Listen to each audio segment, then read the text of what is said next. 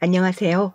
저는 서울에서 남편과 딸을 키우며 행복하게 사는 40대 여자입니다. 제 직업은 바로 승무원인데요. 요즘 날씨가 따뜻해지면서 여행 수요가 많아졌어요. 그래서 공항만 가도 사람이 무척 많은 것을 볼 수 있답니다. 몇 년 전까지만 해도 코로나 때문에 공항이 텅텅 비었는데 이제는 꽉 차서 발 디딜 틈이 없더라고요. 저 또한 우리 딸과 남편을 데리고 여행을 갈까 준비하고 있답니다. 여러분도 여행 많이 다니시나요? 저는 어려서부터 부유한 가정 환경 덕분에 해외여행을 많이 다녔어요. 그러면서 승무원이라는 직업에 대해 선망이 생겼고 열심히 노력해서 지금 꿈을 이루게 되었답니다. 가족들을 데리고 해외여행을 다닐 때 제 직업이 무척 자랑스러워요. 우리 딸도 그런 저를 보고 승무원을 하고 싶다고 하더라고요. 이 말을 들을 때마다 얼마나 뿌듯한지 모릅니다. 하지만 이런 제 직업이 결혼 생활 초반에는 좋은 점만 있었던 것은 아니에요. 오늘 제가 제보할 사연도 바로 제 직업과 학벌 때문에 생긴 일을 말해보려고 합니다. 이 내용을 친구들이나 지인들에게 말하면 배꼽 잡고 웃더라고요. 다들 너무 재밌어하며 꼭 널리 알리라고 했기에 평소 즐겨 듣던 채널에 제보하게 되었으니 여러분도 같이 즐겨주시길 바랄게요. 은영아, 이번에는 우리 어디로 여행 갈까? 우리 딸이 원하는 곳이 있으면 거기로 가자. 저번에 스위스와 프랑스를 다녀왔으니 이번에는 미국으로 갈까? 저번에 뉴욕 가보고 싶다고 했지? 응, 뉴욕을 또 가고 싶어. 마침 내가 요즘 영어 회화도 열심히 하고 있으니까 가서 내 회화 실력도 점검해 볼래. 엄마도 미국 괜찮아? 그럼 당연히 괜찮지. 우리 딸이 가고 싶다는데 엄마가 싫다고 하겠니? 여보, 그러면 이번 여행은 미국으로 가요. 나도 뉴욕 너무 가고 싶다. 앞서 말했듯 우리 집은 무척 부유한 집안이었어요. 왜냐하면 친할아버지가 알아주는 지역 유지였습니다. 작은 공장에서 시작한 친할아버지의 회사는 날이 갈수록 커지고 있었어요. 엄마한테 듣기로는 결혼 전에도 이미 규모가 컸는데 엄마가 아빠와 결혼하고는 회사가 급성장하게 되었다고 하더라고요. 그래서 친할아버지와 친할머니는 엄마를 복덩이라고 부르셨죠. 우리 복덩이가 이렇게 예쁜 손녀도 낳고 말이야. 우리 손녀를 보면 이 하래비가 밥을 안 먹어도 배불러. 우리 공주님은 평생 하고 싶은 거 하면서 행복하게 살아야 해. 알겠지? 친할아버지는 저도 무척이나 예뻐하셨어요.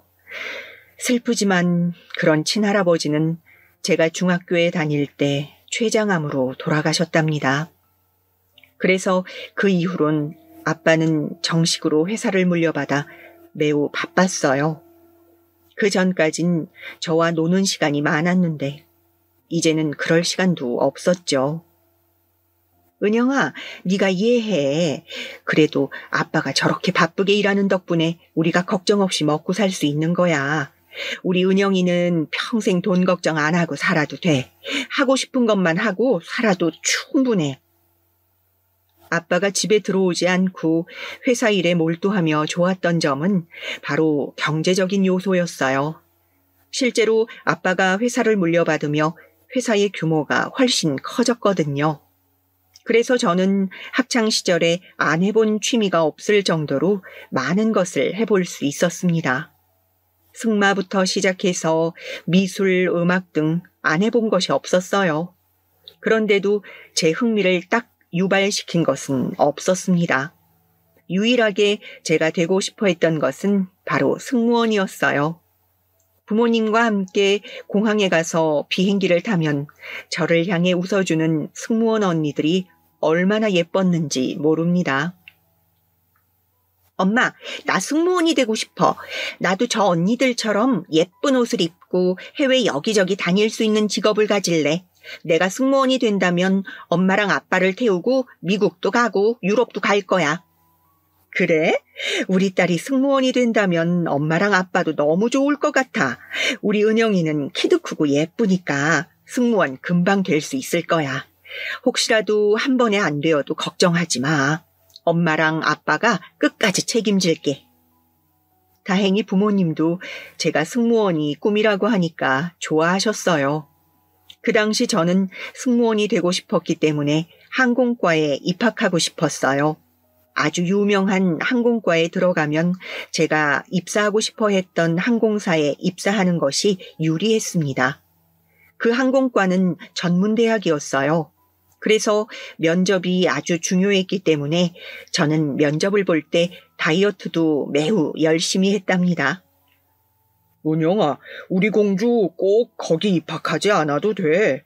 그러니까 무리하게 다이어트 하다 쓰러지고 그러면 안 돼. 아빠는 우리 은영이가 건강하기만 하면 바라는 게 없어. 알겠지? 알겠어. 그런데 나 한다면 하는 거 알지? 아빠 닮아서 집요함이 남다르잖아. 나는 꼭 여기 항공과에 입학해서 가고 싶은 항공사에 졸업하자마자 들어갈 거야. 우리 딸, 내 딸이라 그런가? 아주 야망이 넘치네. 그럼 몸 해치지 않는 선에서 최선을 다하도록 해.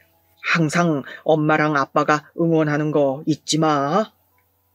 부모님의 응원 덕분에 저는 제가 그렇게 원하던 전문대학의 항공과에 입학할 수 있었어요. 그리고 열심히 학교 생활을 하며 면접 준비를 한 결과 졸업과 동시에 승무원이 될 수 있었습니다. 엄마, 아빠, 할머니, 저 승무원 합격했어요. 그토록 바랐는데 이렇게 빨리 되다니. 이게 다 우리 가족들 덕분이에요. 이제 저는 더 바랄 게 없어요. 너무 행복해요. 그래, 우리 공주가 그렇게 고생하더니 결국 승무원이 되었구나. 워낙 키도 크고 예뻐서 당연히 될 줄은 알았지만 이렇게 빨리 될 줄은 몰랐네. 그동안 고생했다. 우리 딸 너무 대단해.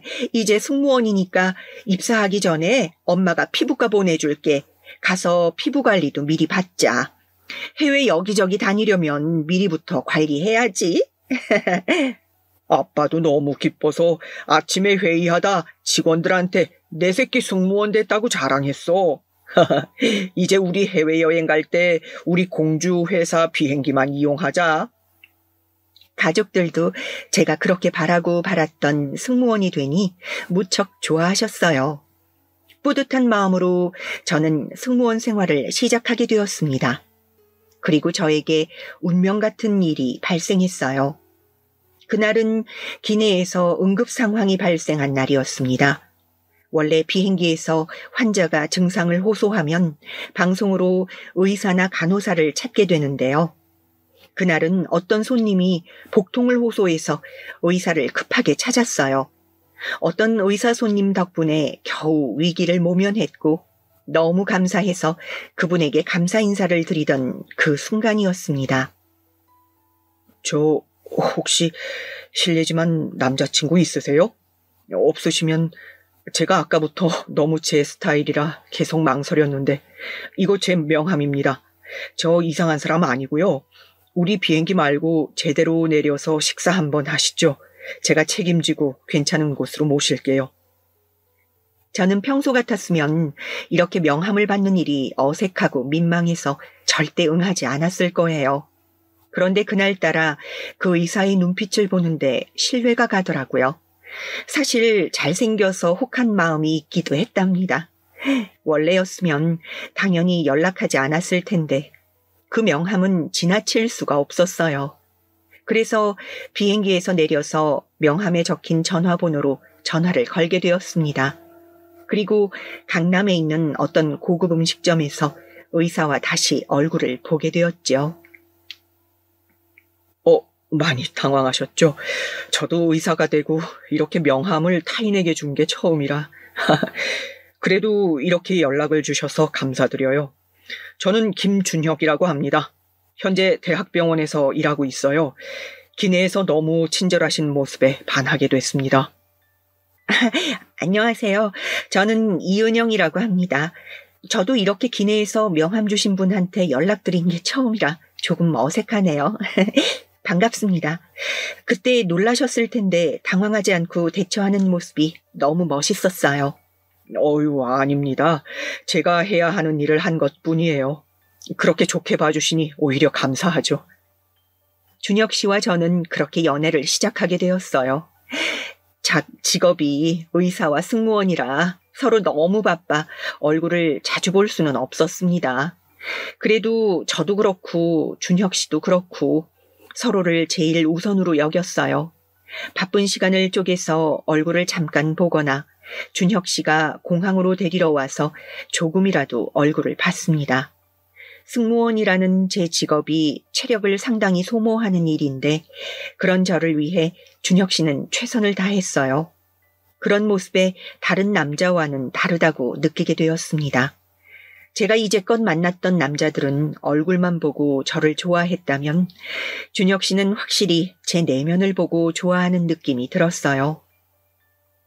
저는 준혁 씨를 만나서 이제야 이런 게 바로 사랑이구나 느끼게 되었어요. 이런 감정을 느끼게 해줘서 고마워요. 우리가 3년을 만나는 동안 어쩜 이렇게 한결같은지 보고 있으면 신기할 정도예요. 은영 씨, 그렇게 말해줘서 저야말로 고마워요. 그리고 저 할 말이 있는데 우리 결혼해요. 저도 은영 씨와 만나면서 평생을 함께 하고 싶은 마음이 들었어요. 같이 아이도 낳고 행복하게 살아요. 준혁 씨는 우리가 정확히 3년째 만났던 날 저에게 프로포즈했습니다. 저는 그때 하늘을 나는 기분이 들었어요. 제 앞길에는 이제 행복한 날만 남을 거라고 믿었습니다. 하지만 그건 제 착각이었어요. 서로 양가에 각자 얘기를 먼저 하자고 했는데 준혁 씨의 표정이 날이 갈수록 어둡더라고요. 슬며시 물어봤더니 준혁 씨는 조심스럽게 얘기를 꺼냈습니다. 은영 씨, 오해하지 말고 들어요. 혹시 대학원 갈 생각 있어요? 사실 제가 3형제 중 막내인 것은 알죠? 우리 3형제가 다 의사예요. 아버지랑 어머니가 의사라 우리 집안은 의사 집안이거든요. 형수님들도 다 의사고 그래서 다들 학벌이 좋으세요. 저야 은영 씨가 어느 대학을 나와도 아무 상관이 없는데 부모님이 반대하실 수도 있어서요. 대학원이요? 갑자기요? 조금 당황스러워요. 제가 만약 학생이거나 사무직이면 고려해 볼 텐데 지금 이렇게 해외를 다니는 승무원이라 대학원을 가는 게 쉽지 않을 것 같아요. 부모님 반대가 많이 심하세요?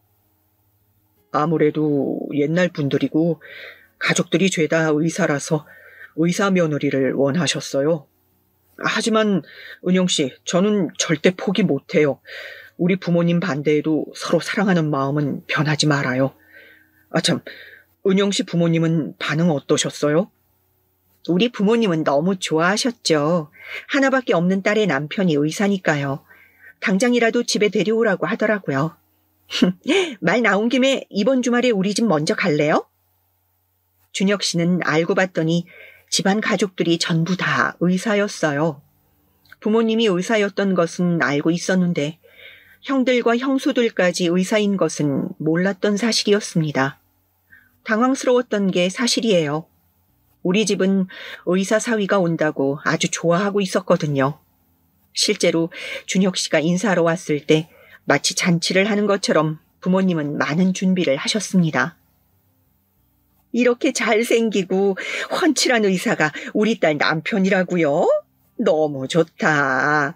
우리 공주, 우리가 진짜 귀하게 키웠는데 제가 굳이 부탁하지 않아도 알아서 잘해줄 것 같아서 마음이 놓여요. 차린 건 없지만 많이 드세요. 어휴, 감사합니다, 장모님. 말씀 편하게 해주세요. 그리고 은영 씨와 결혼하게 되어 제가 더 영광입니다. 앞으로 몸이 불편하시면 저에게 언제든지 말씀해 주세요. 제가 당장 달려와서 치료해 드릴게요. 말만 들어도 행복해서 눈물이 나올 것 같네. 딸한테 들으니 부모님부터 형제들이 다 의사라고 하던데 그런 집안의 며느리가 되다니 우리가 은영이한테 잘하라고 할 테니 걱정 말게나. 준혁 씨가 우리 집에 왔을 때는 분위기가 아주 좋았습니다. 그런데 준혁 씨네 집에 제가 인사하러 갔을 때는 분위기가 그렇게 좋지 않았어요. 저도 여초 직장에서 서비스직으로 일하니 평소에 사람을 많이 만나는데 시댁 사람들은 만만치 않았습니다. 일단 저도 처음 뵙는 자리니 신경 써서 준비해 갔어요. 백화점에서 각자 선물도 사고 친절하고 예쁘게 보이려고 노력했습니다. 그런데 제가 갔는데 다들 표정부터 좋지 않았어요. 와, 어머님, 갈비찜이 제가 먹은 갈비찜 중에 제일 맛있어요. 직접 만드신 거예요? 세상에. 집에서 일하는 이모님이 만들었어요. 아, 그렇구나. 제가 준비한 선물은 다들 마음에 드세요? 준혁 씨랑 백화점에서 며칠 동안 고민하면서 산 것들이에요. 부족하지만 예쁘게 봐주세요. 그리고 아버님 드린 그 와인은 제가 스위스로 일하러 갔다가 사왔어요. 그렇군. 다들 밥 먹느라 정신이 없나 보다. 은영 씨, 이것도 먹어봐요. 우리 이모님이 된장찌개를 잘 만드시거든요. 오늘도 역시 간이 잘 되어 있네. 식탁 분위기가 너무 좋지 않아서 저는 음식을 무슨 정신으로 먹었는지 기억도 나지 않아요.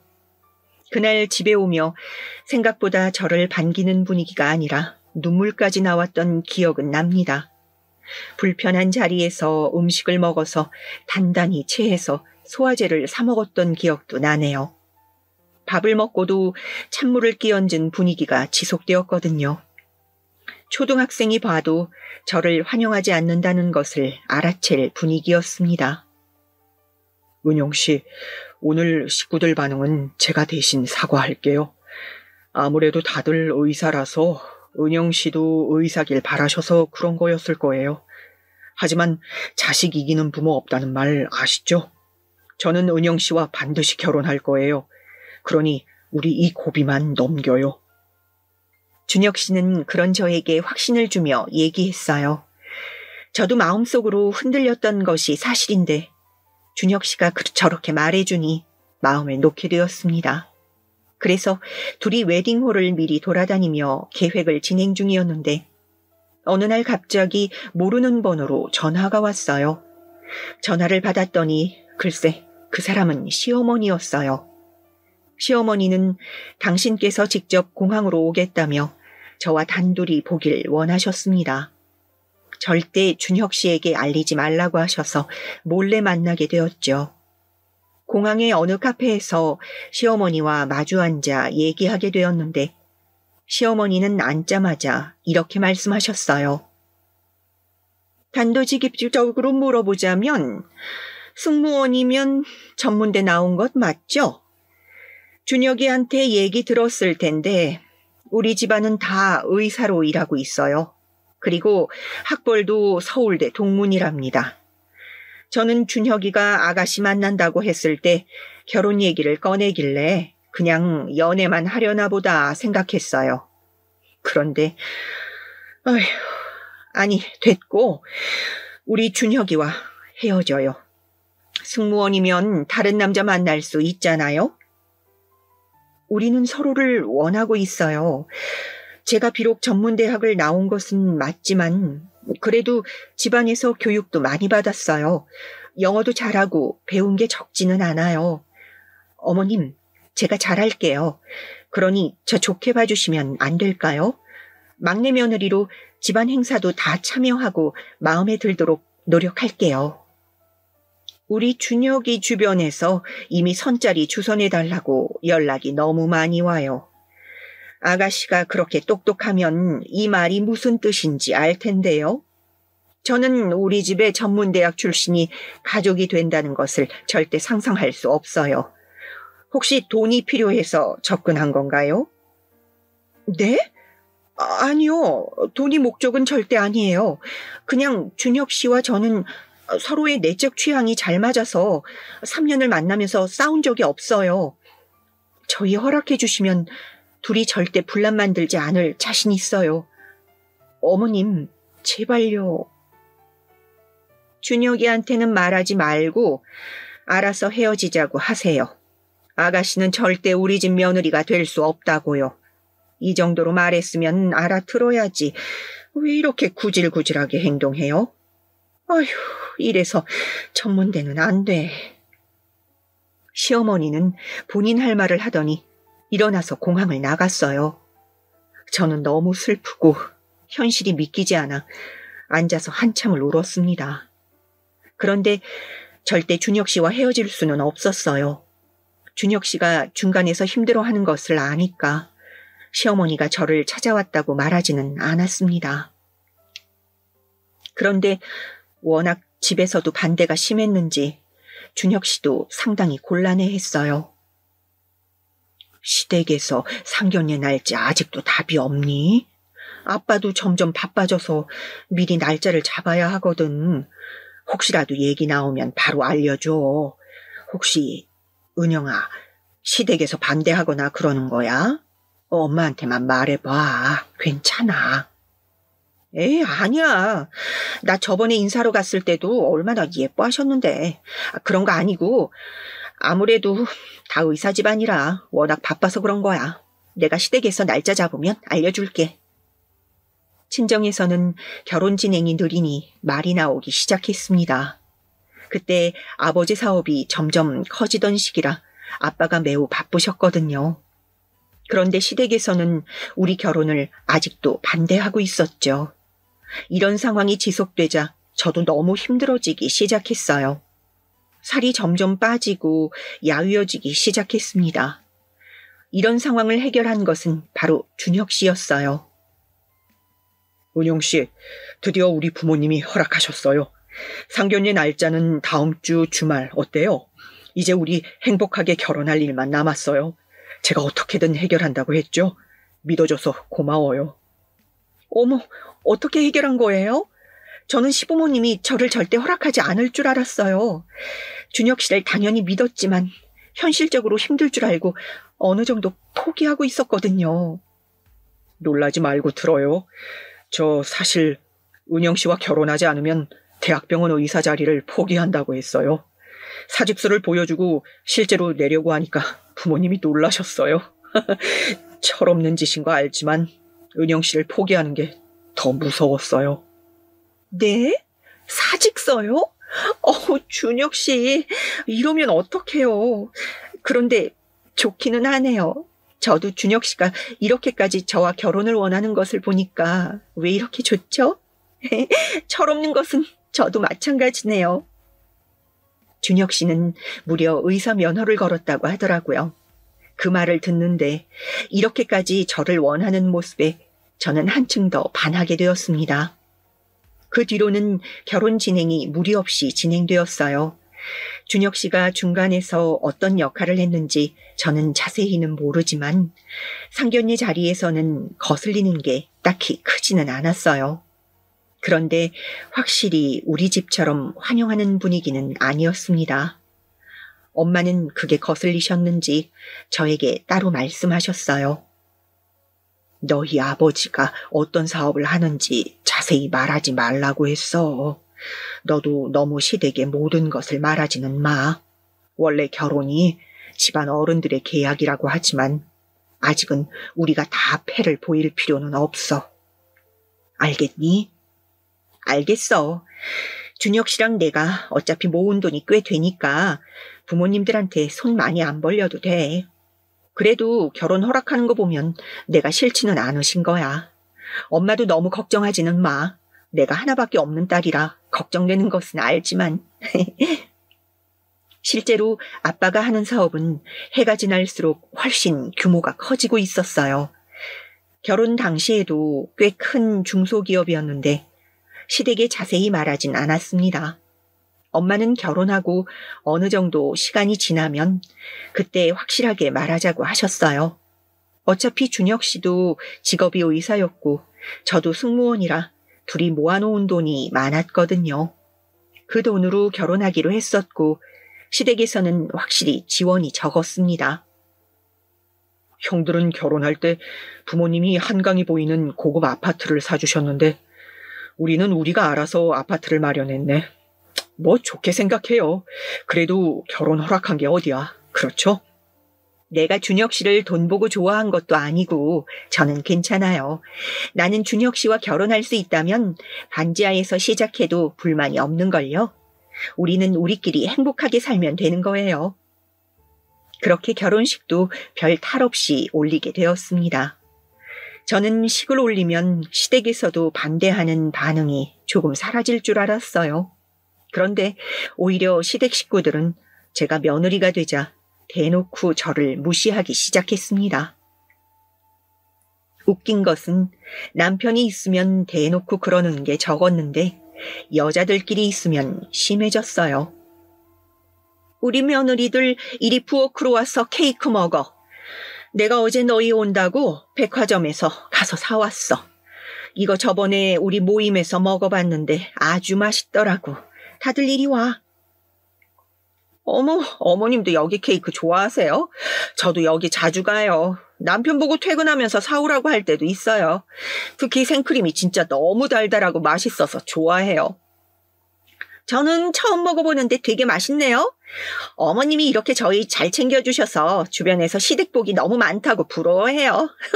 무슨 복이 있어서 그 힘들다는 시어머니 복을 타고났냐고 하더라고요. 뭐? 나야말로 주변에서 며느리 복이 많다고 하던데? 자식들이 다 의사인 것도 부러운데 며느리들도 다 의사니까 나보고 전생에 나라를 구해도 3번은 구했다고 하더라. 많이 먹어, 우리 며느리들. 시어머니와 형님들은 대놓고 저를 소외시켰어요. 여자들끼리 케이크를 먹자고 하셔서 부엌으로 부르면 제 자리는 내어주지도 않았습니다. 아예 저를 투명인간 취급을 하니 뭐라 반응할 수가 없었어요. 속상한 마음에 시댁 화장실에서 몰래 울었던 날이 하루가 아니랍니다. 그나마 남편이 있으면 저를 챙겨주었는데 만약 명절 때 남자들이 성묘하러 가면 그날은 너무 외로웠어요. 동서, 어머님, 이번에 우리 지성이가 취미로 하는 피아노 연주회가 있어요. 시간 되시면 보러 오세요. 연주회 끝나고 맛있는 거 먹으러 갈 건데 같이 가요. 남편이 좋은 거 알아놨다고 하더라고요. 어머, 우리 지성이 연주회는 무슨 일이 있어도 할머니가 가야지.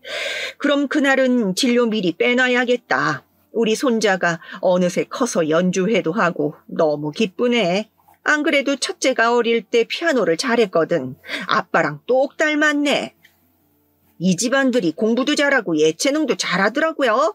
아무래도 어머님 피가 확실히 있나 봐요. 어머님도 취미로 음악 하시는 거 너무 멋있으세요. 여자들끼리 남으면 항상 저를 빼는 것이 당연시 되었어요. 저도 이런 상황이 지속되자 다가가려고 노력해 봤어요. 그런데 돌아오는 것은 무시 혹은 면박이었습니다. 어머님, 형님들, 제가 이번에 영국으로 비행 갔었는데 거기서 맛있는 디저트를 사왔어요. 드셔보세요. 그리고 이건 시조카들 선물이에요. 영국 제품들이라 질도 아주 좋아요. 동서, 고맙긴 한데 이런 거 챙기는 것도 좋지만 시댁 행사에 참여를 하는 거 어때? 동서는 가만 보면 힘든 행사는 일부러 빠지는 것 같아. 맞아. 저번에도 우리 김장할 때 동서만 안 왔던 거 알지? 무슨 비행이 그렇게 이런 시댁 행사랑 겹치면 갑자기 장거리 스케줄이 나와? 일부러 그러는 거 아니지? 아니에요. 저도 회사에 말해서 비행을 빼보려고 하는데 명절이나 대목에는 비행을 빼는 게 쉽지 않더라고요. 죄송해요. 저도 앞으로 잘 참여해보려고 노력할게요. 의사들도 이렇게 시간을 내서 얼굴을 보려고 하는데 승무원이 뭐라고 자꾸 행사를 빠지니? 이런 디저트 사올 시간에 도리를 다 해야지. 이래서 배운 사람이 좋다고 했던 건데. 어휴. 그렇다고 제가 명절마다 빠진 것도 전혀 아니에요. 만약 스케줄이 없으면 친정에 가는 대신 시댁을 방문할 정도로 저도 최선을 다했거든요. 그런데 아무래도 한국에 없는 날이 있으니 시댁 행사에 다 참여하는 것은 무리였습니다. 게다가 시댁은 제사가 1년에 15번이 있었어요. 시댁이 큰 집이라 친척들이 그럴 때마다 집으로 오기도 했습니다. 저도 당연히 스케줄이 없으면 남편이 없더라도 혼자 제사에 참석하기도 했는데 그럴 때마다 역시 투명인간 혹은 하녀 취급을 당했어요. 예, 빨리 가서 상 차리고 수저도 놓고 그래야지. 여기서 알짱거리면서 아무것도 안 하면 어떡하니? 걸리적거리니까 가서 반찬도 나르고 그래.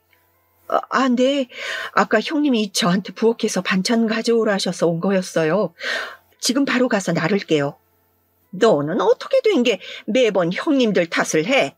그냥 어른이 그렇다고 하면 네 하면 되는 거야. 알겠어? 이러니까 예뻐할 수가 없지. 다들 배운 사람이라 똑똑해서 이해가 빠른데 너는 어휴, 됐다.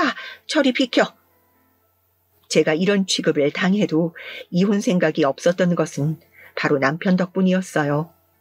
남편은 의사여서 바쁜데 그런 와중에도 저를 공항으로 데리러 오거나 우리 부모님을 아주 잘 챙겼거든요. 제가 해외에 있어서 부모님을 잘 돌보지 못했는데 남편이 나서서 부모님을 모시고 건강검진을 한다거나 맛있는 것을 사 먹으러 다녔죠. 오늘은 사위랑 같이 스테이크를 먹었어. 주변에서 날 얼마나 부러워하는지 알아? 딸은 승무원이고 사위는 의사고 남편은 재벌이잖아. 아참, 말이 나와서 말인데 네 아빠 사업이 점점 커져서 이제 재벌급이 됐잖니. 그렇게 열심히 살더니 이렇게 돌려받더라. 잘 됐네. 내가 안 그래도 한국에 없는 날이 많아서 엄마랑 아빠 잘 못 챙겨서 미안했는데 남편이 챙겨주니까 내가 너무 고맙다. 아빠 사업도 점점 규모가 커져서 다행이야. 쉬는 날도 없이 일하더니 잘 됐어. 한마디로 저만 참으면 되는 일이었어요. 남편과의 사이는 아무 문제가 없었거든요. 오히려 서로 잘 못 보니까 애틋한 마음이 들었죠. 시댁과의 갈등은 아기를 낳으며 더 심해졌어요. 사실 제가 아기를 갖는 게 조금 힘들었습니다. 아무래도 근무 시간이 일정하지 않았고 비행기를 타는 것이 일이라 건강이 안 좋았거든요. 날이 갈수록 체력도 안 좋아졌고 시댁 스트레스도 있었으니 임신이 쉽지 않았어요. 막내는 아직 임신 소식 없는 거냐? 지금 막내 부부만 빼고 다 2명은 낳았는데 어째 제일 어린 부부가 아무 소식이 없어? 대를 이을 생각이 없는 거니? 저희도 노력하고 있어요. 그런데 워낙 아내 몸이 좋지 않아서요. 그래도 곧 좋은 소식 들릴 수 있도록 할게요. 매번 그렇게 시댁 행사도 빼먹고 해외를 다니니까 아기가 안 찾아오지. 조금 지나면 나이도 차는데 빨리 계획해서 가지도록 노력해라. 아무래도 문제는 우리 아들 쪽이 아니고 며느리 쪽인 것 같네. 동서, 내가 마침 산부인과니까 우리 병원으로 와서 검사 받아. 내가 특별히 진료비는 받지 않을게. 부담 가지지 말고. 알겠지? 그래, 그렇게 해라. 너는 얼마나 행운이니? 이렇게 주변에 의사가 가득한데. 잔말 말고 당장 다음 주에 둘째 병원에서 검사 받고 소식 들려줘라. 제가 다음 주에 미국으로 비행을 가서요. 다다음 주에 찾아뵙고 연락드릴게요. 어휴, 무슨 말만 꺼내면 매번 비행. 입 아프지도 않니? 결혼했으면 시댁에 적응할 생각을 해야지. 이런 식으로 나오면 누가 너를 받아들이겠어? 안 그래? 엄마, 왜 그러세요? 여보, 당신도 그냥 알겠다고 하지. 일단 진정하세요. 형수님, 우리 병원에도 산부인과 있으니까 제가 알아서 할게요. 신경 써주셔서 감사해요. 시어머니의 적대적인 태도는 날이 갈수록 심해졌어요. 시아버지는 아예 아이 얘기가 아니면 저에게 말을 걸지도 않으셨죠. 저도 사람이라 상처받는 일이 심해져서 남편 앞에서 운 날도 많았습니다. 다가가려고 노력해도 전혀 받아들이지 않으셨으니까요. 그럴 때마다 남편이 저를 위로하고 부모님에게 최선을 다하지 않았다면 저는 바로 이혼했을 거예요. 하지만 시간이 지날수록 심각하게 시댁에 가기 전에는 편두통이 와서 약을 먹고 방문할 정도가 되었습니다. 진정 부모님에겐 제가 외동이라 걱정시킬까봐 말도 하지 못했어요. 그러다 저는 드디어 임신하게 되었습니다. 엄마, 아빠, 은영이가 드디어 임신했어요. 성별은 딸이에요. 지금 임신 3개월 됐어요. 뭐? 딸? 아들이 아니야? 그래, 몸 관리 잘하도록 하렴. 비행 다니느라 몸도 약할 텐데. 태교에는 지장 없는 거지? 힘들게 가졌는데 유산하거나 그러면 안 되잖니? 네, 다행히 임신하면 회사를 휴직할 수가 있어서요. 앞으로 시댁 행사에도 빠짐없이 참여하도록 할게요. 이미 회사의 휴직계는 제출했어요. 탈 없이 출산할 수 있도록 노력할게요. 실제로 우리 회사는 임신하는 순간부터 휴직을 할 수가 있었어요. 그래서 바로 휴직계를 제출했는데 집에 있는 날이 많으니 시어머니는 임신한 저를 자꾸 집으로 부르셨습니다. 그전에는 저를 투명인간 취급을 해서 힘들었다면 임신한 뒤로는 저를 하녀처럼 부려먹어 힘들더라고요. 이러다 유산하는 게 아닐까 걱정될 정도였습니다. 어머님, 저 조금 현기증이 나서 잠깐만 앉아 있을게요. 10분만 쉬고 바로 음식할게요. 잠시만요. 머리야. 얘는 내가 뭘 그렇게 시켰다고 그렇게 힘들어하니? 그러면 내가 뭐가 돼? 누가 보면 너를 1년 내내 괴롭힌 줄 알겠다. 됐어. 그럴 거면 집에 가라. 시어머니는 제가 조금만 힘들어하면 그렇게 눈치를 주셨어요. 형님들은 일하느라 바쁘니 부를 생각도 없다고 대놓고 말씀하셨죠. 임신한 상태여서 입덧도 심했는데 시어머니는 그런 저를 유난으로 생각하셨습니다. 그러다 저도 참고만 있다간 제 몸도 몸이지만 아기가 잘못될까 두려웠어요. 그래서 마냥 당하고만 있지는 않았습니다. 제가 제사 때 음식을 준비하다가 속에서 자꾸 위액이 올라와서 헛구역질을 계속했어요. 그걸 보더니 시어머니는 핀잔을 주셨고 저는 그때 처음으로 시어머니에게 할 말을 했습니다. 어휴, 첫째도 둘째도 이렇게 대놓고 구역질을 하는 애는 없었는데 너는 왜 이렇게 애가 유난이니? 뭐가 그렇게 힘들다고 중간에 자꾸 화장실을 가? 제가 몸이 안 좋아서 그런가 봐요. 저도 이러고 싶지 않은데 몸이 이런 걸 어떡해요. 어머님이 그렇게 저한테만 뭐라 하시면 저도 속상해요. 사람이니까 당연히 상처받아요. 저는 형님들하고 어머님하고 잘 지내고 싶은데 왜 자꾸 저한테만 그러세요? 이제 결혼한 지 2년도 넘었는데 이제 저 받아주시면 안 돼요? 내가 얼마나 뭐라 했다고 울어? 얘 당황스럽잖아. 누가 보면 내가 너 엄청 괴롭힌 줄 알겠어. 당황스럽게 왜 이래? 갑자기 울면 내가 뭐가 되니? 내가 널 때렸어? 얘 좀 봐. 참나. 오늘 일만 그런 게 아니고 그동안 쭉 참았던 감정이 올라와서 그래요. 저는 시간이 지나면 어머님이 저를 받아주실 줄 알았어요. 그런데 평생 이렇게 살아야 한다고 생각하니까 속상해서 그래요. 저도 더 노력할 테니까 어머님도 이제 저 받아주세요. 우리 집안 수준에 맞게 대학원에 가던가 그러면 되는 것을 이렇게 눈물로 호소하면 누가 좋다고 받아들이니? 방식이 잘못됐어. 어휴, 당황스러워라. 네가 이런 식으로 행동하니까 내가 이러지. 시어머니는 오히려 제가 눈물을 보이자 그 뒤로 더 저를 대놓고 무시하기 시작했어요. 형님들도 덩달아 저를 사람으로 취급하지 않았습니다. 그렇게 서러움 속에서 아이를 출산했어요. 은영아, 우리 딸 수고했어. 우리 은영이처럼 예쁜 공주님이 태어났네. 조리원은 아빠가 청담동에 있는 최고급 조리원으로 알아봤던데 거기 갈 거지? 아니, 나 엄마 집으로 갈래. 그 어떤 조리원보다 우리 집이 제일 편해.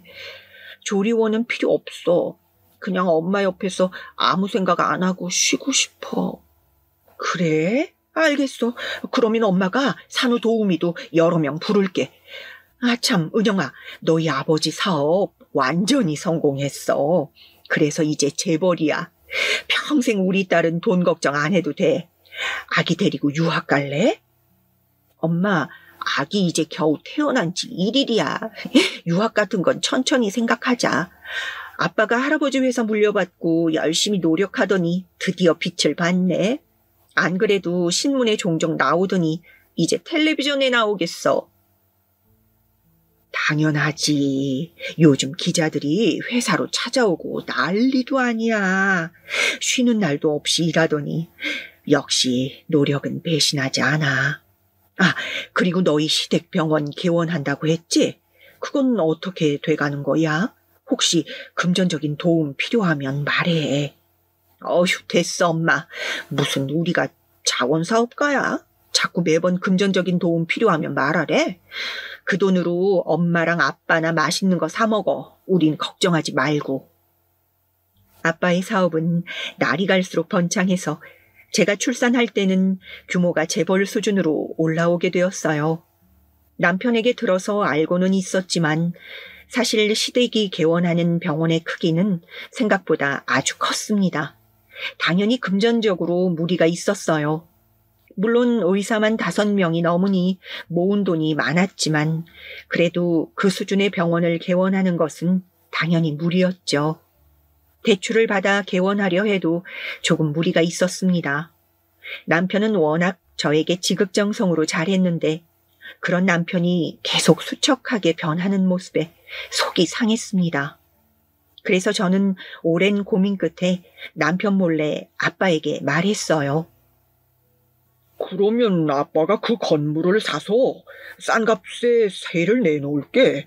그럼 시댁 식구들도 모르고 우리만 입을 다물면 되잖니. 뭐 이런 게 고민이라고 지금 말하니. 우리 딸이 원하는 거면 언제든지 들어줄 수 있어. 아빠 고마워. 남편이 금전적으로 자꾸 고민하길래 걱정이 되더라고. 우리만 모른 척하면 되니까 평생 비밀로 하자. 시부모님만 생각하면 저도 당연히 도와주고 싶지 않았어요. 오로지 남편 하나만 보고 내린 결정이었습니다. 연애 때부터 저에게 큰소리 한 번 내지 않았던 사람이고 항상 제가 최우선이었거든요. 그렇게 바쁜데도 항상 자기 몸보다 저를 먼저 챙기는 모습에 이런 결정을 내리게 되었습니다. 아기도 낳았으니 이제 시댁 식구들과 친해질 일만 남았다고 생각해요.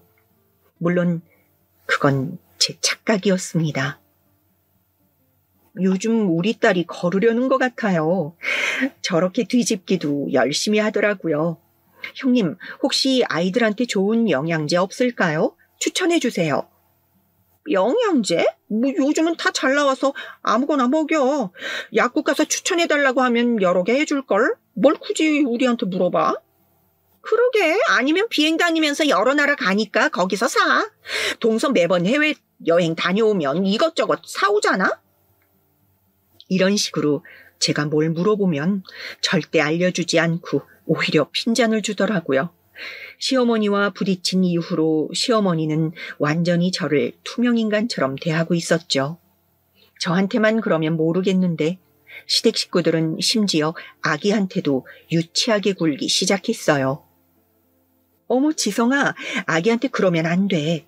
아직 말도 못하는 아기라 그런 식으로 대하면 아기가 놀라서 울어. 알겠지? 동서, 우리 아들한테 왜 뭐라고 하는 거야? 애가 놀다 보면 그럴 수도 있지. 애들은 다 그렇게 크는 거야. 동서가 뭘 모르나 본데. 나 소아과 의사잖아? 애 교육은 내가 할 테니까 동서는 신경 꺼. 자꾸 우리 딸 위로 뛰어다니고 그러면 우리 딸이 다치잖아요. 저도 애들은 장난으로 그러는 거라고 생각하지만 그러니까 내가 알아서 할 테니까 동서는 남의 자식한테 뭐라 하지 말라고. 내가 막말로 동서 딸 발달 느리다고 하면 속상하잖아. 시댁에 갈 때마다 저를 무시하는 행동은 우리 딸한테까지 그러기 시작했어요. 아기를 낳으신 분들은 이해하실 텐데 저한테 그러는 것은 참고 무시해도 자식한테 그러는 걸 참는 부모는 없잖아요. 저도 그래서 점점 시댁 식구들에게 참지 않고 받아치기 시작했죠. 그러다 오늘 제보할 사연의 사건이 발생했습니다.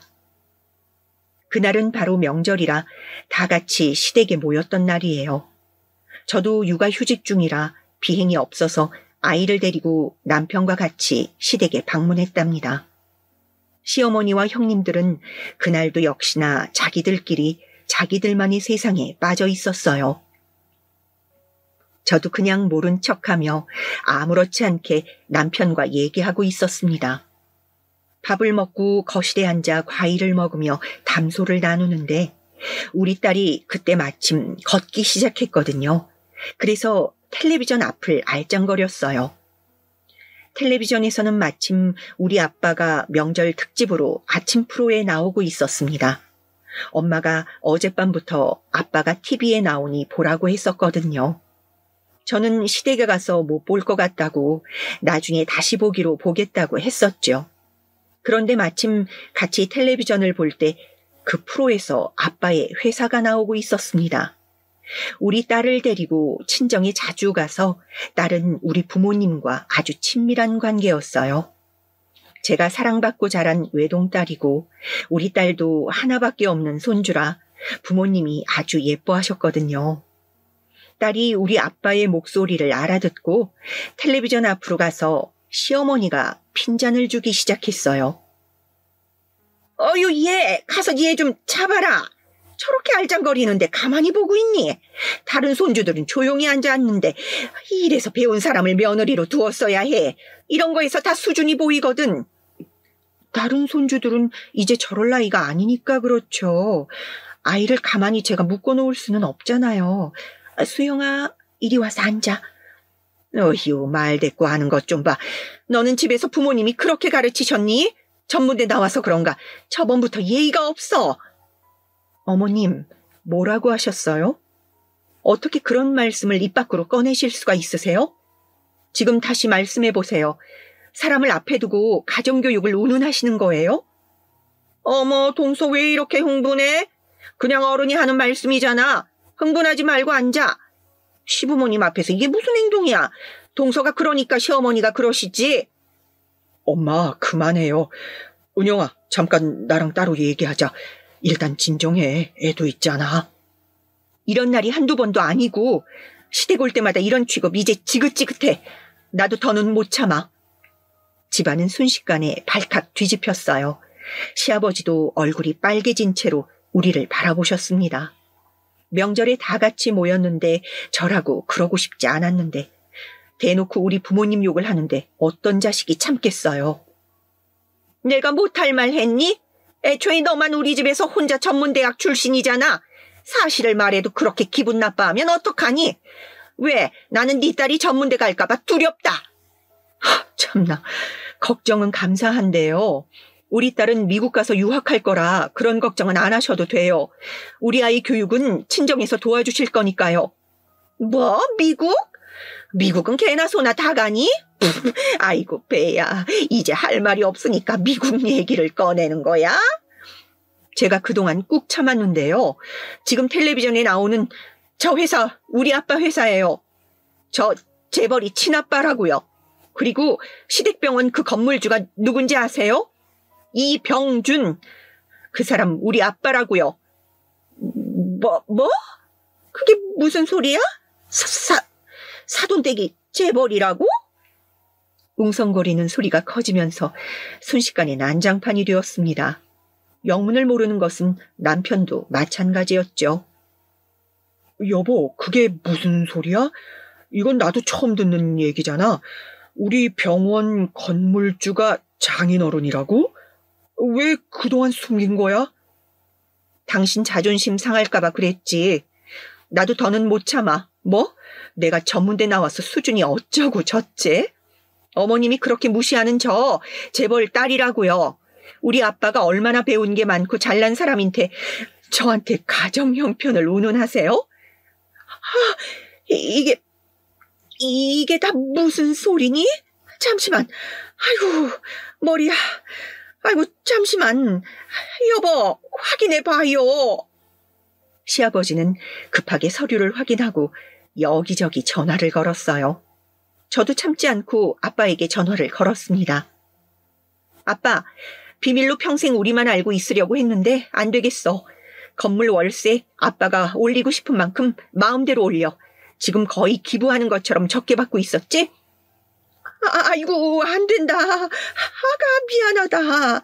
우리가 미안해. 잠시만, 내가 잘못했다. 아이고, 이걸 어떡하니? 당신은 왜 며느리한테 그런 말을 해? 야가 미안하다. 오해가 있는 것 같은데 일단 차분하게 우리 다시 얘기하자. 시부모님은 금세 저한테 벌벌 떨기 시작했습니다.